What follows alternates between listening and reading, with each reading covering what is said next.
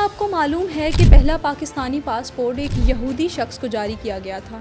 جی ہاں، آپ نے صحیح سنا ہے، ایک یہودی شخص کو۔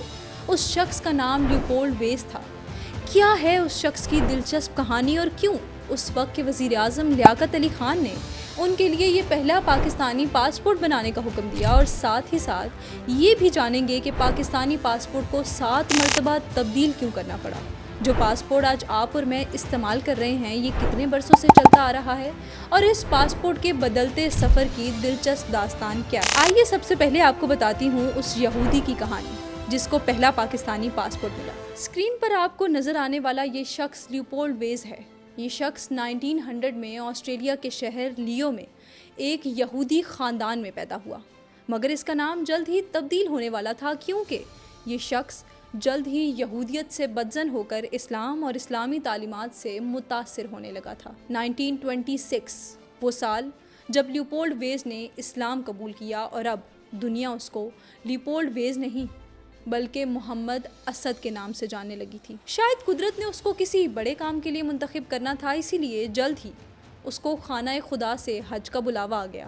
سعودی عرب پہنچے، نہ صرف حج کی ادائیگی کی بلکہ اس وقت کے بادشاہ شاہ عبدالعزیز سے بھی ملاقات کی۔ ادھر شاہ عبدالعزیز سے ملنا ہی تھا کہ ان کی شخصیت سے اس قدر متاثر ہوئے کہ دونوں کی یہ ملاقات دوستی میں بدل گئی۔ 6 سال سعودیہ میں گزارنے کے بعد انہوں نے رخ کیا برصغیر کا۔ جی ہاں، وہی سرزمین جہاں آج پاکستان اور ہندوستان آباد ہیں، مگر اس وقت پاکستان اپنی آزادی کے لیے جدوجہد کر رہا تھا۔ 1932 میں محمد اسد برصغیر پہنچے، علامہ اقبال سے ملاقات کی۔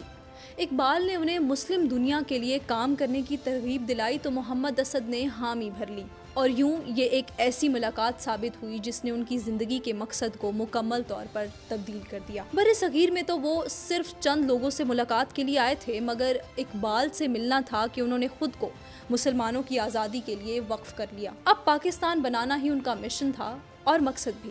ادھر ہزاروں سختیاں آئیں، لاکھوں ظلم کے پہاڑ ٹوٹے، مگر ایک چیز اب بھی مضبوط تھی، اور وہ تھا محمد اسد کا حوصلہ۔ محمد اسد کا حوصلہ بالآخر وہ دن لے آیا جب سورج کی کرنیں امید نہیں بلکہ نتائج دے رہی تھی۔ یہ دن تھا آزادی پاکستان کا دن، مگر اس کے باوجود محمد اسد کے اندر وطن کی خدمت کی آگ بجھائے نہیں بجھتی تھی۔ اب وہ نئے مشن پر جانے والے تھے، اور یہ مشن تھا پاکستان اور سعودی عرب کے تعلقات کا مشن۔ مشن کا مقصد دونوں ممالک کے تعلقات کو مضبوط بنانا اور ان کو نئی بلندیوں تک پہنچانا تھا۔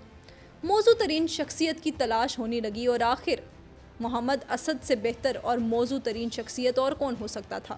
سعودی عرب اور شاہی خاندان سے قریبی تعلقات کی بنا پر ان سے بہتر کوئی نہیں جان سکتا تھا کہ سعودی اور پاکستان کے تعلقات کو کیسے بڑھانا ہے۔ ادھر ٹائی کوٹ پہنے محمد اسد سفارتی مشن پر جانے کے لیے تیار کھڑے تھے، مگر ساتھ ہی ایک بڑا مسئلہ کھڑا ہو گیا، اور وہ مسئلہ تھا کہ محمد اسد کے پاس روایتی سفری دستاویزات نہیں تھی۔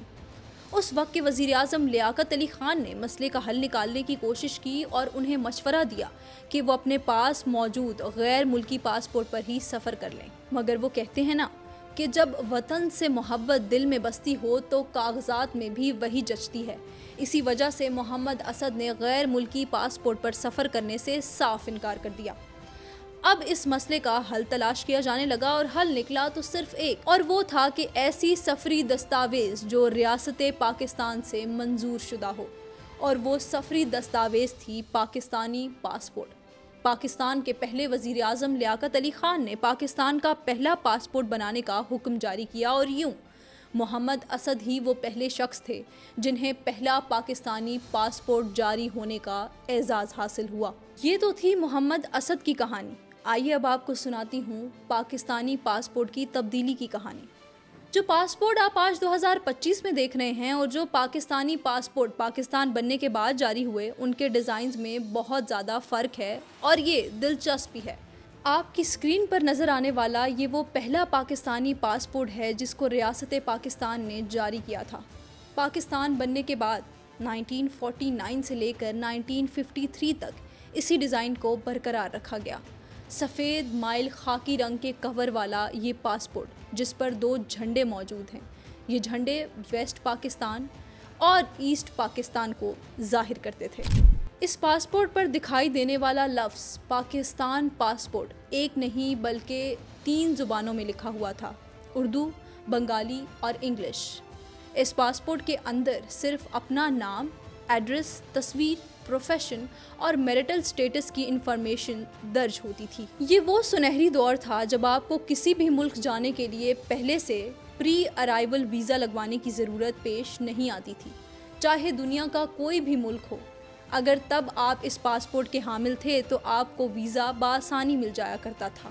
اس پاسپورٹ کا سفر 1953 تک جاری رہا۔ 1954 پاسپورٹ تو تبدیل ہوا، مگر شاید اتنا نہیں کہ آپ آسانی سے اس کے فرق کو تلاش کر پائیں۔ آپ کی اسکرین پر نظر آنے والا یہ پاسپورٹ گرین کلر کا تھا، جبکہ پرانے جاری کیے گئے پاسپورٹ میں صرف کچھ حصہ سبز تھا، جبکہ بقیہ سفید مائل خاکی رنگ کا تھا۔ آپ کی اسکرین پر چلنے والے اس پاسپورٹ میں یہ ہے کہ اس میں صرف اردو اور انگریزی زبان میں لفظ پاکستان پاسپورٹ لکھا تھا۔ اب آپ سوچ رہے ہوں گے کہ بنگالی زبان میں کیوں نہیں لکھا تھا؟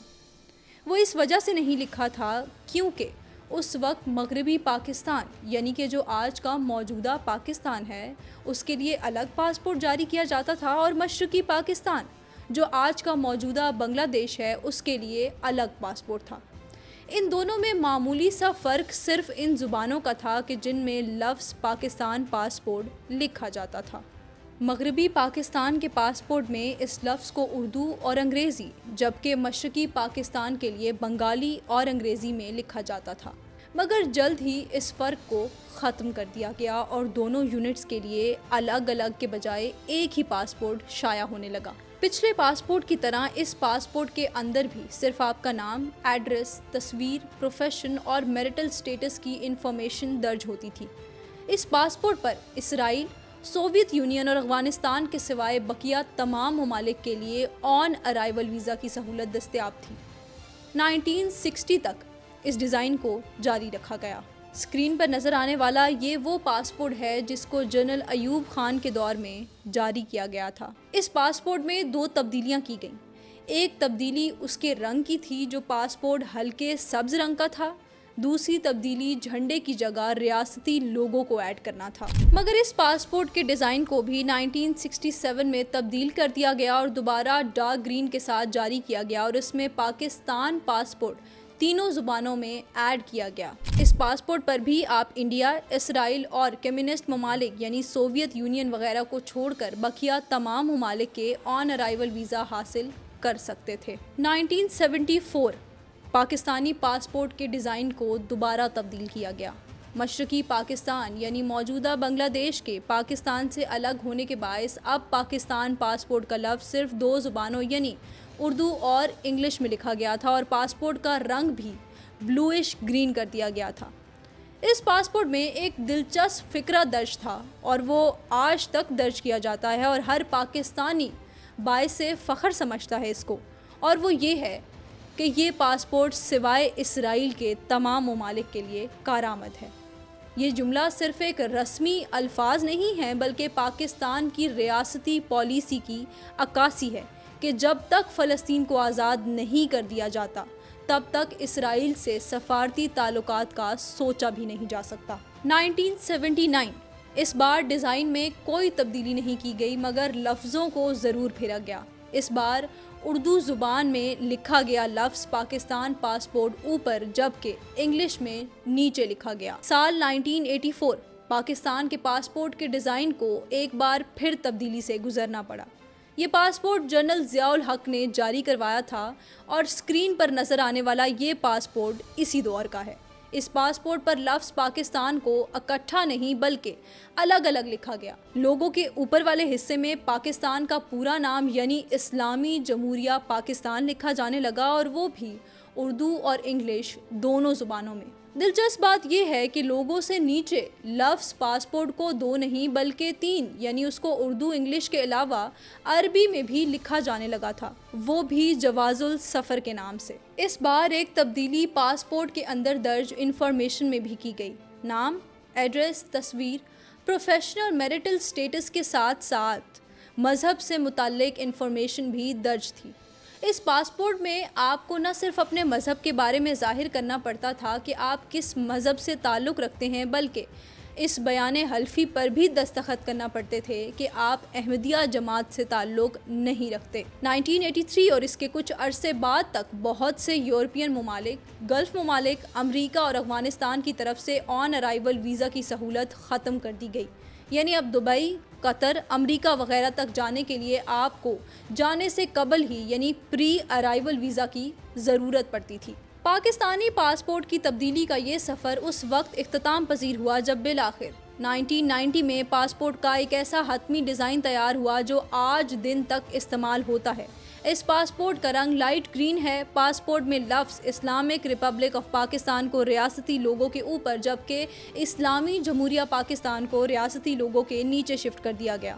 اب پاسپورٹ میں لفظ پاکستان 3 نہیں بلکہ صرف 2 زبانوں میں لکھا جاتا ہے، اردو اور انگلش میں۔ پاکستانی پاسپورٹ کی سفر کی یہ داستان اور محمد اسد کو ملنے والے پہلے پاسپورٹ کی کہانی آپ کو کیسی لگی؟ کامنٹ سیکشن میں ضرور بتائیے گا۔